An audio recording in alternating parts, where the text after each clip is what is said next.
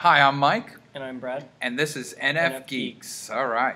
So, for a topic, just to talk about and see how NFs and NTs talk about this, Brad and I are going to talk about NASA and the National Aeronautics Space Administration and various aspects of it and how that sort of relates and ideas about it. So, I've had a fascination with NASA since I was a boy. Did you want to be an astronaut? Yeah, I did, and this is a very NF thing to do, and I've never admitted this, but I actually wrote a letter to NASA asking to go on the space shuttle when I was a kid and to be like the first civilian on the space shuttle. Like I actually wrote a letter to them, thinking that somehow cool. that was going to fly. Hmm. Yeah, it didn't happen. It They sent me a poster of the space really? shuttle. Yes, sort of like a skeletal poster, like what was on the inside and what it looked like. Did you put it on the floor and like stand in it? No, but I had it on my wall until like in my bedroom until I was like 21, 22 and moved out and all that. Like it was from the time I was like 8 to the time I was like 21. So then you started getting late, right? Well, I'm an NF. It happens a little earlier for us. We got charm. So I just had to poke fun at you. oh, that's okay. I can take it. All right. So what do you think, Brad? You wanted to talk about this. All right. So what are all your thoughts as an INTP? All right, I have a lot of thoughts. All right, let's hear them. And so I think it's depressing that NASA's budget is currently a quarter of a penny on a tax dollar. That's like absolutely nothing. It costs more to, I don't know, start a war. Yeah, absolutely. And so I think instead of trying to bomb third world countries, as me and Sebastian were talking about, we should try to put our money towards something more useful. Yeah, I actually heard the NASA engineers say this once, that if they had the budget that the Defense Department had, they'd be on Mars in a week. Like it would. I believe it. Yes. Well, as an NT, how does this make you feel? Like, or think? What do you? Because you don't feel. So, what do you think about this as an NT? How does this resonate with you? It's depressing. It tells us that our country is losing the technological race because we're essentially our country is afraid of science. And because it's too complicated for them. So rather than trying to understand it, they're basically just hiding from it. And but we still try to reap the benefits of it hypocritically. Like, oh, science is crap. Like, oh, why would we have so many more important political things that we should be doing rather than science, which gives us lights and gives us spaceships and like microwave ovens, and rather than funding that, we're funding wars. And also, this is sort of the NF interpretation of this too. I find that the country has lost its ability to have an imagination. Its imagination has died. That's exactly that's run by NASA. That's pushed by NASA. Our kind of we very pro 90. I wouldn't say 90%, but we've looked through most of this Earth, so we're kind of becoming stagnant as a species, and the stars is just the natural place to go. Like a good NT. But I agree, actually. NFs have all sorts of fantasies about space and traveling. NFs love looking at the stars. Oh yeah, we love it, and we love science fiction too. For different reasons. We don't look at the tech. ENFPs just like the uniforms, to be honest, like the jumpsuits. It's true, the Starfleet stuff. Yeah, I love that. I actually like the science fiction that comes closer to real. Sure, stuff. Right. Like, most NTs Firefly do. is really cool. Firefly, there's like, 3 episodes of that show? 2 seasons. In the movie. I know, I like making fun of Firefly. It's a good show. Yeah. I know, everyone who watches it has a big following. Have you watched it? No. Not in any sense that would make me be able to talk about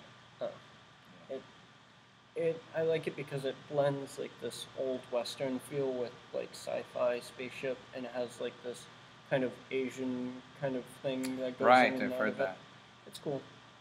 Now, getting back to NASA, there also, you mentioned this and you didn't say it this way, but one thing that's thwarting NASA is basically anti-intellectualism, Mm-hmm. and the anti-intellectualism of the nation. I So, blame colleges. really? Mm-hmm. Okay, that's great. So let's hear Because about your blame. colleges, this See, that's kind that criticism of college that INTPs have. That's great. they're like when I was in high school just wanted you to fit the criteria of like the MCAS, but not past that. What's that stand for? The MCAS. It's a standardization.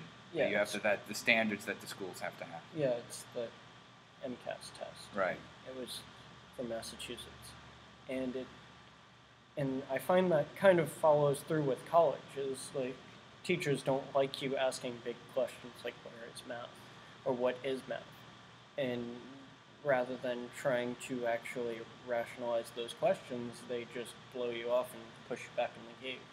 And a lot of college is just trying to get you to do the work so you can get the credits to get the degree. And it's just, a big behaviorism game. So really, colleges thwart intellectualism. Mm-hmm. Yeah, even though it facilitates a lot of it, like especially community colleges kind of thwart it. And do you feel thwarted yourself? I feel thwarted in many ways. Wow. Now, a lot of people who are anti-intellectual hate college, and not to dump on conservatives or anything, but there's a side of conservatism that's anti-college because they feel it's a liberal bastion. Conservatism that's against public schools. Oh, yeah, that's right. Probably for the same reason or similar reasons, the secularness of public schools. So that so there is a side of anti-intellectualism that's just against college in general. So how do you feel about that, or what do you think about that? I find that ridiculous, but it's also interesting that is Newt Gingrich conservative? Oh, of course he is. Yeah. He's for the space race. He's for. I know. Wants us to. He didn't use the right terms, but he was in the right direction. His heart was in a good place. I actually, I hate to say it too, I agree completely. Like, the moon, here's the thing, whatever resources on the moon, we could just take all of them, and we're not going to be killing giraffes, and we're not going to be eliminating forests, and we're not going to be destroying ecosystems, because there's nothing. It's just sand, basically, and rocks. Once we become overpopulated, which will be inevitable because we just keep growing as a race. Right. And we should probably go to the moon. Yes, and colonize the moon. And try to get to Mars from there. Yep. An NT dream. Also, I want to go back to a minute because I don't want to offend our viewers. There's certainly a whole branch of conservatism that is actually pro-college, pro-knowledge, pro-having ideas. Idealism and even intellectualism is not the place of liberalism. And I would also say, too, one of the problems I have with liberals is that liberals think that an idea that's on the left or is liberal is automatically intellectually superior to any idea simply because it's liberal, without any real process behind it. Mm-hmm. Neil deGrasse Tyson actually points out something interesting about NT God. Right. Because as soon as Newt Gingrich brought up the whole moon thing, they just went and interviewed him, automatically. And he kind of expressed his view on it and said that his heart was in the right place, and he was saying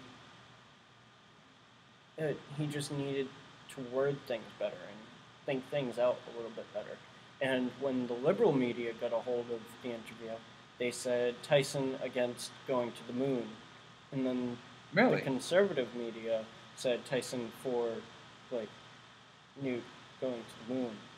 And it was interesting how they both twisted those in two completely different ways. Well, what did he say specifically? I mean, obviously you're summarizing, but what was? He thought he thinks we should go to the moon. He thinks it's a great idea. Tyson, yeah, Neil deGrasse Tyson, and he was kind of he just didn't think he didn't like how the afterwards when what's his name? Not Santorum, the other guy. Romney kind of was saying that he was pandering to Florida. But really, because of Kennedy Space Center and all that? Yeah, because he gave that speech in Florida. And like that's completely the wrong attitude to have, because you're not pandering to Florida, you're pandering to an entire species of people. I don't know the specific statistics, but I'm sure a good portion of people actually want us to continue building towards space so we don't become overpopulated and starving. Yes, but I would say that's a minority now, because again, America has lost its intellectual side and its imagination, and I think that they're not. I mean, I agree completely. I mean, I've been wanting that to happen. Look, honestly, Brad, if I went back in time to my 10-year-old self and told my 10-year-old self that, okay, 21st century, no space, no real cool space station, no moon base, I'd cry. I would have cried. I absolutely believed at 10 in 1979 that before the 20th century, by the 1990s, there would be a moon base. How could there not be a moon base? There would absolutely be a moon base. And the fact that there's no moon base depresses me. Will I ever see a moon base? I don't know. We have hope. A Chinese moon base. Yeah. Well, if that was another thing that he said, was as soon as Neil said, Tyson, I don't know him personally, so I'll call him Tyson. Yeah. I've watched so many videos of him, it feels like he's my uncle at this point. I mean, he is. He's the great NT uncle. So that's and right. So, like, what was it? What were we talking about? The moon and the moon base and probably the Chinese. I had mentioned. The Chinese. If we were to hear that the Chinese were to be building a moon base, we'd be there next week before them, just because we have to. Because if you look at this, like the Cold War, that's what fueled our wanting to go to space. Was we didn't want the Russians to get there before us and discover something before us. So we need some kind of war with the superpowers that'll like another NATO superpower that will kind of force us to build towards the stars like that. Sure, and China does have a space program, and they are trying to get to the moon. I mean, that is one of their goals. I think their goal is by 2020 or 2025 to get to the moon. I don't know moon base, but to land on the moon. Even if it's just a kind of rumor put out, which I think we should all do that.